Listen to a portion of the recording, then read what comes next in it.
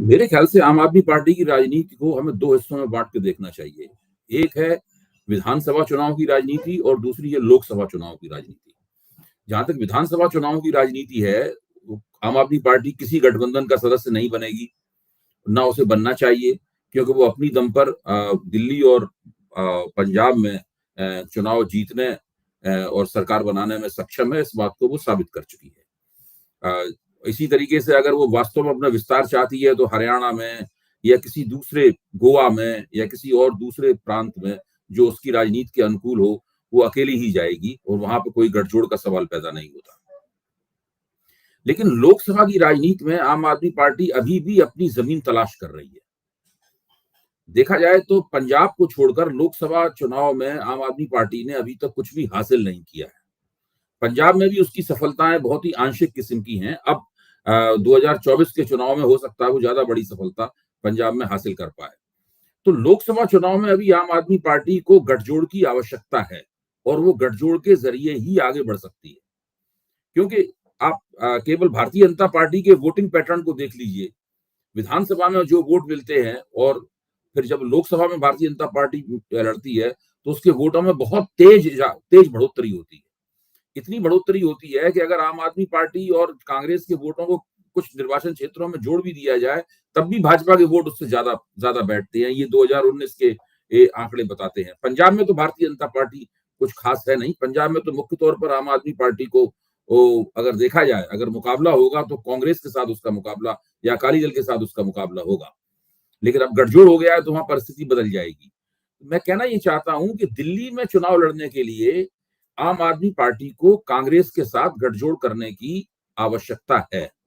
ये बात स्पष्ट हो चुकी है। मुझे याद है कि 2019 के चुनाव से पहले भी इस बात की काफी दिनों तक चर्चा चलती रही थी कि इन दोनों पार्टियों में गठजोड़ होना चाहिए।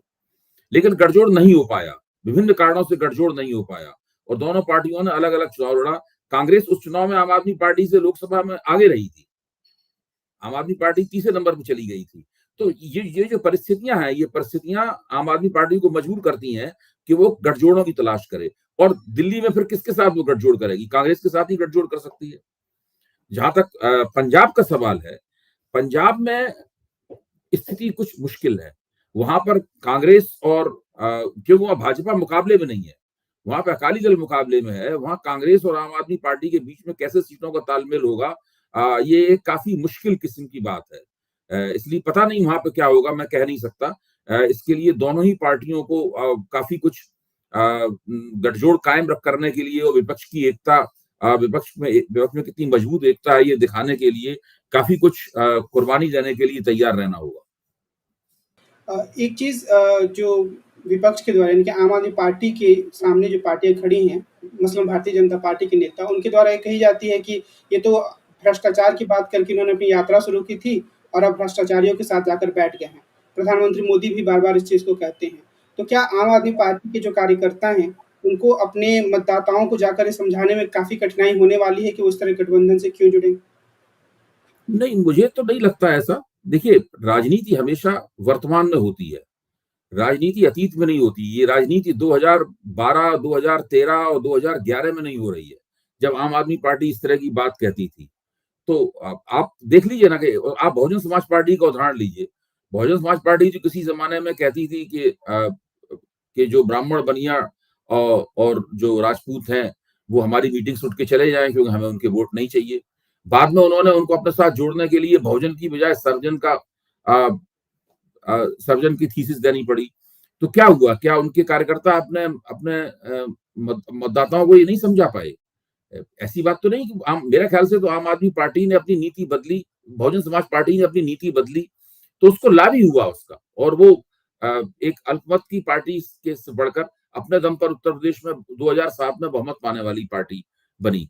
सभी पार्टियां जब अपनी रणनीति में बदलाव करती हैं, तो बहुत कम ऐसा होता है कि उनको नुकसान हो। आमतौर पर पार्टियों को रणनीति में बदलाव का लाभ होता है। दूसरे, जब पूरे देश में हम देख रहे हैं कि मतदाता अलग-अलग चुनावों में अलग-अलग तरीके से सोचता है। अगर मतदाता नगर पालिका के चुनाव में अलग तरीके से सोचता है, पंचायत के चुनाव में अलग तरीके से सोचता है, विधानसभा और लोकसभा में उसका चिंतन अलग-अलग होता है। तब फिर पार्टियों की भी अलग-अलग चुनावों के हिसाब से अलग-अलग रणनीति होना लाज़मी है। ये कैसे हो सकता है कि सब चुनाव के लिए एक ही रणनीति हो? देखिए, राजनीति बहुत बदल गई है और जो लचीले ढंग से अपनी रणनीति को बदलने के लिए तैयार नहीं है, अपनी राजनीति का फोकस बदलने के लिए तैयार नहीं है, वो राजनीतिक प्रतियोगिता में टिक नहीं पाएगा। एक चीज़ जो और है, जो आम तौर पे मेरा अपना निजी अनुभव है कि बहुत सारे ऐसे लोग हैं, जो कि किसी पार्टी से जुड़े हुए नहीं हैं, लेकिन उन्हें आम आदमी पार्टी की जो एक सेकुलरवाद की राजनीति, उससे थोड़ा दूर रहना उन्हें भाता है। उन्हें लगता है कि ये अलग किस्म की राजनीति करने वाले लोग हैं और मुस्लिम तुष्टीकरण नहीं कर रहे हैं। लेकिन अब इंडिया गठबंधन में जो दल हैं, उनके साथ जुड़ने के बाद क्या इस तरह के मुद्दों पर आम आदमी पार्टी को अपनी रणनीति स्पष्ट करनी पड़ेगी या उसके साथ वो चस्पा हो जाएँगी, तो क्या उसको नुकसान होगा? देखिए, जो मेरी समझ ये है कि जल्दी ही जो जो गैर भाजपा शक्तियों ने इंडिया नामक गठजोड़ बनाया है, उसका एक न्यूनतम साझा कार्यक्रम आएगा। उस न्यूनतम साझा कार्यक्रम में हर पार्टी भागीदार होगी, हर पार्टी उस पर अपने दस्तखत करेगी।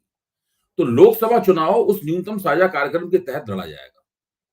उसमें पार्टियों के अपने घोषणा पत्र जो हैं, वो महत्वपूर्ण नहीं रहेंगे। न्यूनतम साझा कार्यक्रम इंडिया में शामिल सब पार्टियों का घोषणा पत्र होगा। आपको याद होगा कि पार्टियों जब भारतीय जनता पार्टी ने राष्ट्रीय जनतांत्रिक गठजोड़ या एनडीए बनाया था, तो लाल कृष्ण आडवाणी ने घोषणा करके कहा था कि भाजपा अपना घोषणा पत्र जारी ही नहीं करेगी। जो एनडीए का घोषणा पत्र होगा, वही भाजपा का घोषणा पत्र होगा। तो इस गठजोड़ राजनीति इस तरीके से होती है।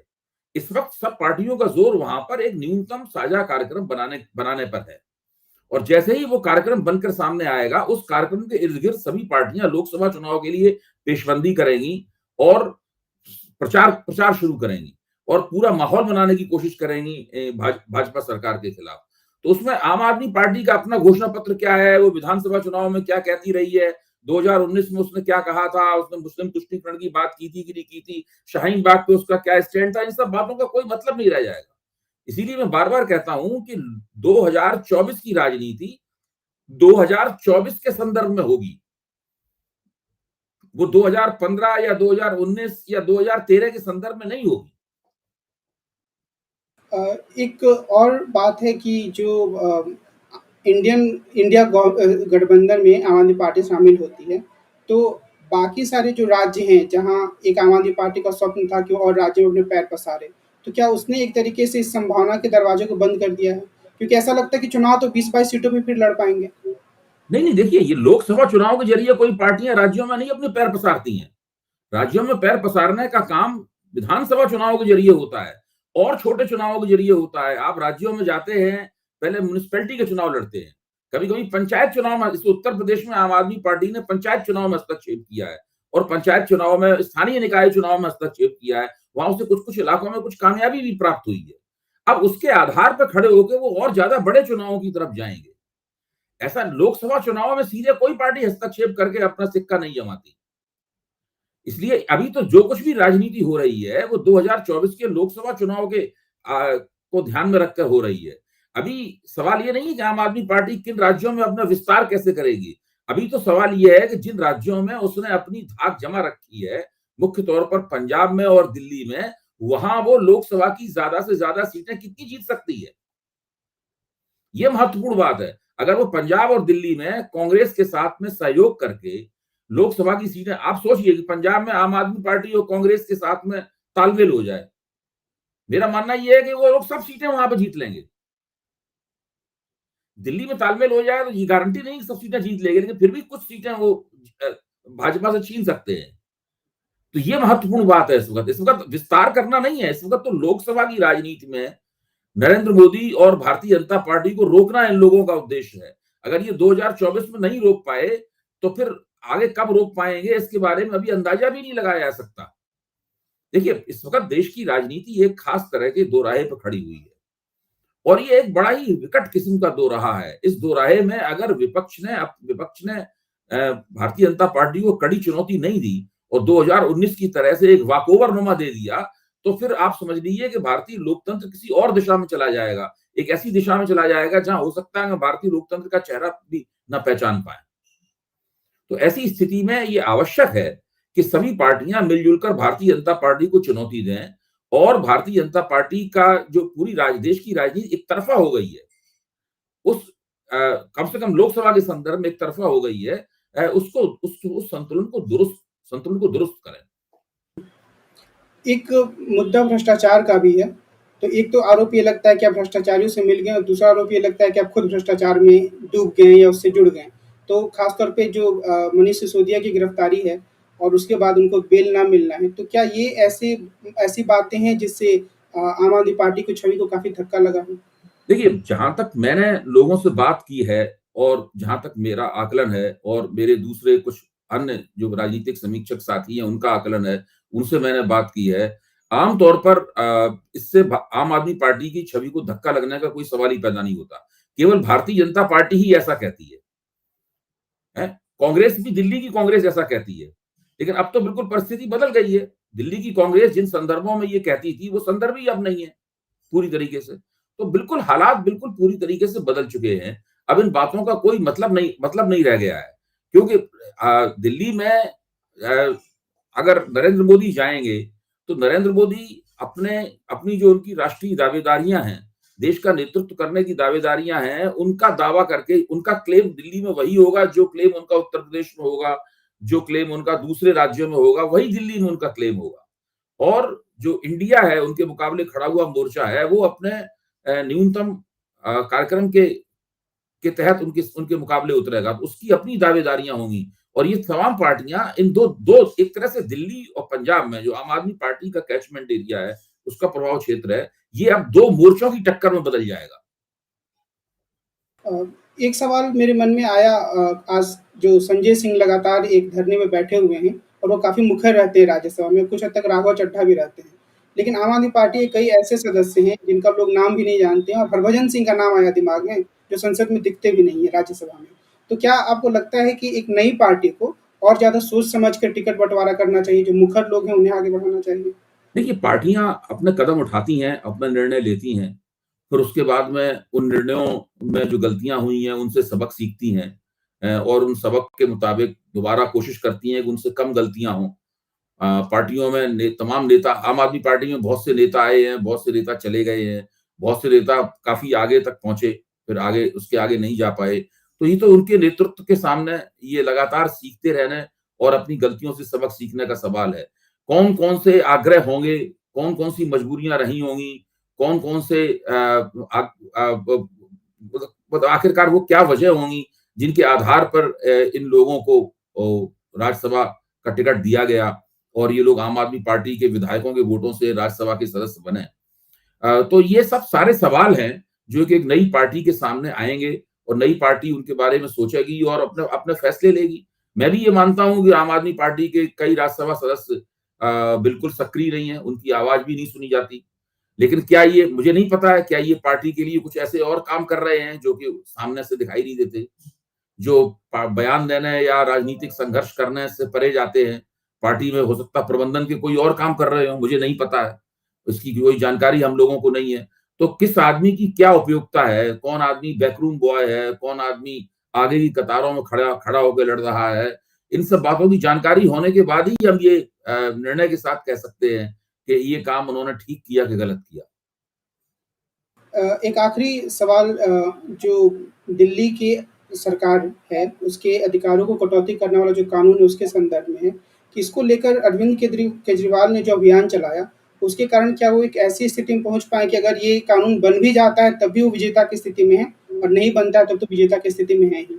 देखिए, अरविंद केजरीवाल ने जो गैर भाजपा राजनीतिक शक्तियां हैं, उन राजनीतिक शक्तियों में से अधिकतर को इस पक्ष में कर लिया था कि वो इस जब यह अध्यादेश बिल के विधेयक के रूप में लाया जाए तो वो राज्यसभा में उसका विरोध करें। लोकसभा में तो भाजपा के पास पूर्ण बहुमत है, राज्यसभा में उसके पास कमी है। लेकिन अब सुनने में आ रहा है कि बीजू जनता दल भाजपा का साथ दे सकता है, वाईएसआर कांग्रेस भी भाजपा की साथ दे सकती है। तो ये उसका जो अंकगणित है राज्यसभा का, वो किस तरीके से संसाधित होगा ये पता नहीं है। लेकिन उस बिल का राज्यसभा में बहुत ही कड़ा विरोध होगा। व्हिप जारी होंगे और जो जिन जिन पार्टियों के व्हिप उस बिल का विरोध करने के लिए जारी होंगे, तो वो सांसद सब इसके खिलाफ वोट डालेंगे। तो भाजपा के लिए भी इसको पास कराना आसान नहीं है। जो क्षेत्रीय शक्तियां इस सवाल के ऊपर भारतीय जनता पार्टी का साथ देंगी, उनको भविष्य में जब भारतीय जनता पार्टी उसके अधिकारों का हनन करेगी, तो भविष्य में उनको उसका जवाब देना होगा। वो भी उस राजनीति के चक्कर में फंसेंगे। तो ये सब चीजें अब इतनी आसान नहीं रह गई हैं।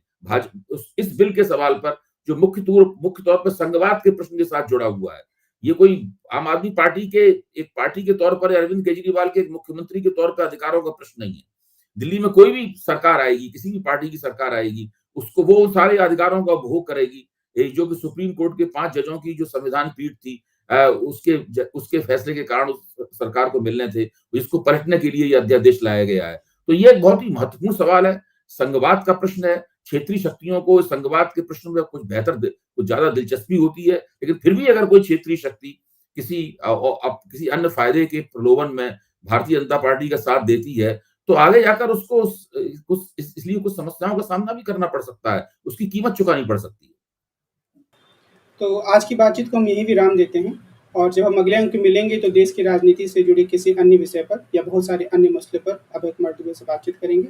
वैसे बहुत बहुत धन्यवाद। आज की बातचीत हम यहीं रोकते हैं।